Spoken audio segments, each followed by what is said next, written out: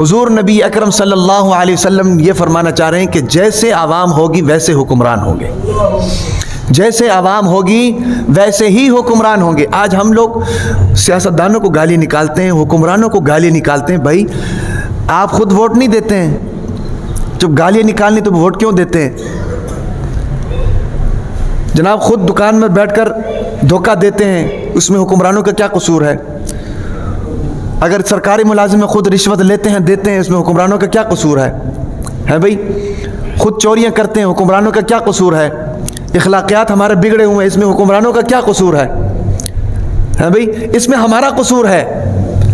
جیسے عوام ویسے حکمران ہونے کا مطلب کیا ہے؟ مطلب یہ ہے کہ ایک آدمی چور ہے بھائی، وہ کسی نمازی پرہیزی کو ووٹ کبھی بھی نہیں دے گا۔ کیوں علماء منتخب نہیں ہوتے ہیں؟ دینا ہی نہیں چاہتے ہیں۔ کیوں نہیں دینا چاہتے ہیں بھائی؟ علماء آئیں گے تو چور کے ہاتھ کاٹنے پڑیں گے، ہم تو اپنے ہاتھ نہیں کٹوا سکتے، ابھی زانی کو سنسار کرنا پڑے گا، تو ہمارے تو مزے ختم ہو جائیں گے۔ سمجھ آ رہی کہ نہیں؟ ہاں، تو چور آدمی ہے وہ ہمیشہ ووٹ دے گا چور کو۔ کیوں؟ کیونکہ اس کو پتہ ہے کہ یار یہ بھی چور ہے، بڑا چور یہ ہے، چلو چھوٹا چور میں ہوں، یہ آئے گا تو میری جناب چوری وسیع ہو جائے گی، میری چوری وسیع ہو جائے گی۔ ڈاکو جناب ووٹ دیتا ہے ڈاکو کو کہ میں جب تھانے جاؤں گا تو اس کا نام ادھر میرے سے پہلے لکھا ہوا ہے، میرے سے بڑا ڈاکو یہ ہے بھائی، تو میں جب تھانے جاؤں گا تو میرے پیچھے یہ آئے گا۔ تھانوں کا اس کو پتہ ہے، کچہریوں کا اس کو پتہ ہے، عدالتوں کا اس کو پتہ ہے بھائی۔ لیکن اگر ایک متقی آدمی ہے، ووٹ دینے والا ایک متقی آدمی ہے، پرہیزگار آدمی ہے، تو وہ یاد رکھ کے ہمیشہ اپنے جیسے متقی کو ووٹ دے گا، اپنے جیسے پرہیزگار کو ووٹ دے گا۔ لیکن بدقسمتی سے وہ ہیں کہاں پر؟ وہ تو ہے ہی نہیں نا۔ 100 میں سے جناب 2 بندے متقی پرہیزگار ہیں، اب 2 بندے ووٹ دے کر کس کو جتا سکتے ہیں؟ جیت تو اکثریت کی بنیاد پر ہوتی ہے، اکثریت کے ہمارے اخلاقیات بگڑے ہوئے ہیں۔ سمجھ آ رہی کہ نہیں؟ معاشرتی طور پر اکثریت جو ہے ہماری جناب 0 ہے اس ٹائم، تو پھر بتائیں حکمران کیسے اچھا آئیں گے؟ اس لیے اس حدیث کا جو خلاصہ ہے نا جو اللہ کے نبی نے بیان فرمائی حضرت ابو ذر غفاری رضی اللہ تعالیٰ عنہ سے، اس کا خلاصہ یہ ہے کہ بھئی تم جیسے ہوگے حکمران ویسے آئیں گے۔ سمجھ آ رہی کہ نہیں؟ تمہاری جس طرح کی حرکتیں ہوں گی حکمران، ایک اور حدیث ہے جس میں حضور نبی اکرم صلی اللہ علیہ وسلم نے فرمایا کہ یہ جو حکمران ہے نا جی، یہ تمہارا عکس ہے، یہ تمہارا آئینہ ہے۔ اب سوال یہ بنتا ہے کہ ایسے حکمرانوں سے چھٹکارا کیسے حاصل کیا جائے؟ ایسے حکمرانوں سے چھٹکارا کیسے حاصل کیا جائے؟ اس کا جواب یہ ہے کہ سب سے پہلے اپنے آپ کو ٹھیک کرو۔ یا ایھا الذین آمنوا علیکم انفسکم لا یضرکم من ضل اذا اہتدیتم، قرآن میں اللہ تعالیٰ نے فرمایا اے ایمان والو سب سے پہلے اپنے گریبان میں جھانکو۔ لا یضرکم من ضل اذا اہتدیتم، اگر تم سیدھے راستے پہ ہونا تمہیں کوئی الٹے راستے پہ نہیں لگا سکتا ہے۔ تم اگر سیدھے راستے پہ ہو تمہیں کوئی الٹے راستے پر نہیں لگا سکتا، تمہارے سیدھے راستے کے اوپر روڑا نہیں اٹکا سکتا۔ سب سے پہلے تمہیں سیدھا ہو۔ اس کا حل یہ ہے بھئی ہم کاروبار کرتے ہیں، کاروبار اللہ کے لیے صحیح طریقے سے کرو، دکانداری کرو صحیح طریقے سے کرو، تجارت کرو صحیح طریقے سے کرو، اگر آپ ملازم ہیں ملازمت صحیح طریقے سے کرو۔ سمجھ آ رہی کہ نہیں؟ اور بدقسمتی یہ ہے کہ ہمیں مسلمانوں کو دیکھ کر شرم آتی ہے، مسلمانوں کو دیکھ کر سفید سفید داڑیاں ہیں بھئی، سروں پر پگڑیاں سجائی ہوئی ہیں، ماتھے پر محراب بھی ہیں بھئی، لمبے لمبے کرتے پہنے ہوئے ہیں، پہنچے جناب یہاں آدھی آدھی پنڈلیوں تک آئی ہوئی ہیں، اور معاملات میں 2 نمبر ہی ہے، معاملات میں 2 نمبر ہی ہے۔ نمازیں جناب پہلی صف کا نمازی ہے، تہجد گزار ہے، معاملات میں 2 نمبر ہی ہے۔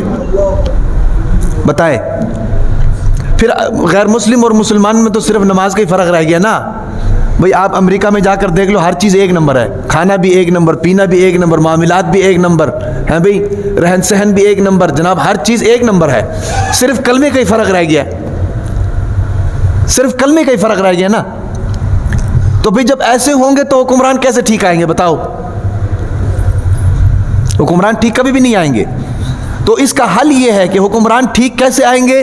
اس کا حل یہ ہے کہ ہمیں خود ٹھیک ہونا پڑے گا۔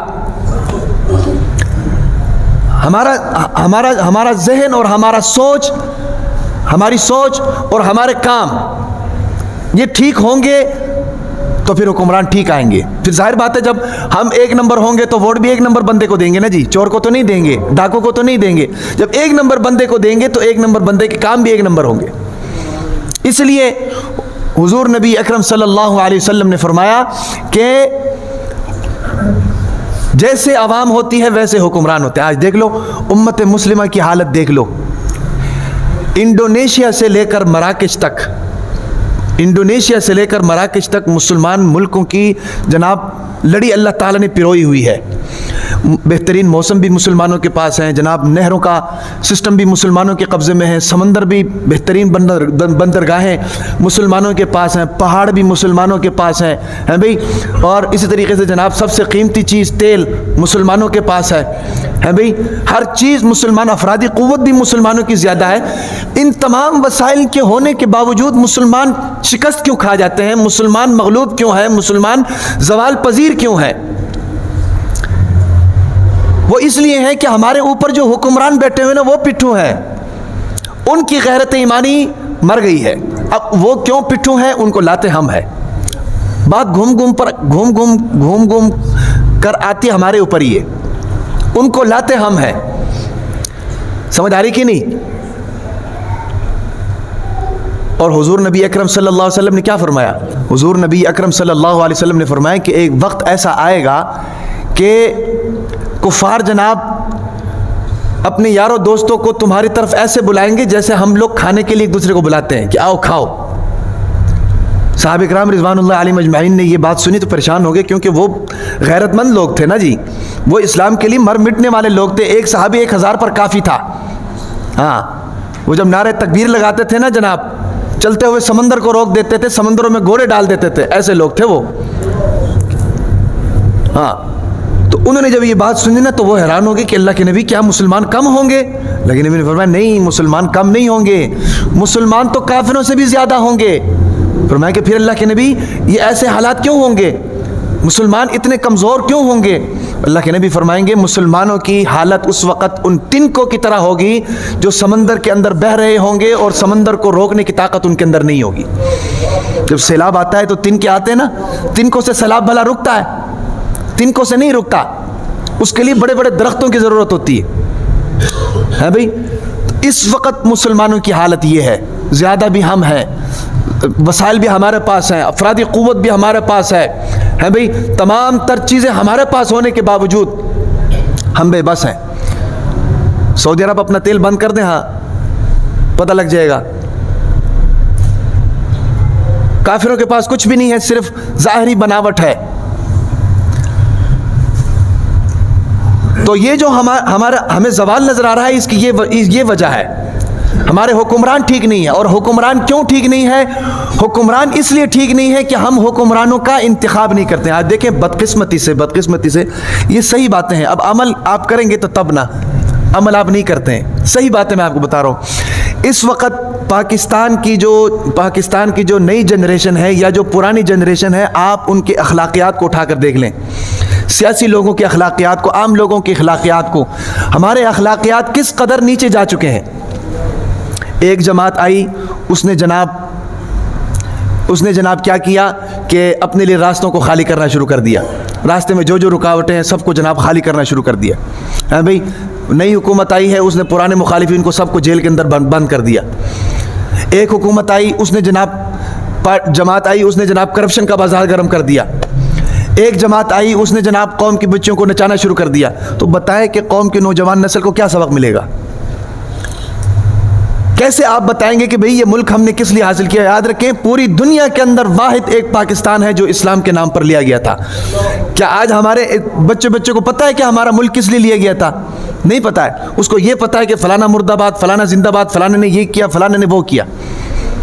یہ سارا جو ہماری اخلاقیات گری ہوئے نا جی, ان کی وجوہات یہ ہیں کہ ہمارے حکمرانوں نے بجائے قوم کو اتحاد اور اتفاق کی لڑی کے اندر پرونے کے ہماری قوم کے اخلاقیات کو بگاڑ دیا, اپنے مفادات کے لیے, اقتدار کے حصول کے لیے.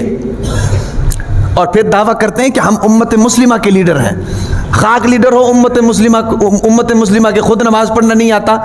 बदकिस्मती से अल्लाह ताला ने तमाम चीज़ें हमें दी हैं लेकिन हुक्मरान हमें नहीं दिया। अल्लाह से ये दुआ करो कि या अल्लाह ये जो इलेक्शन हो रहे हैं, और मैं आपसे एक गुजारिश करना चाहता हूँ, मेरा बाप भी 40 साल तक यही कहता रहा, मैं भी ये कह रहा हूँ कि भाई उलमा इकराम को वोट दो।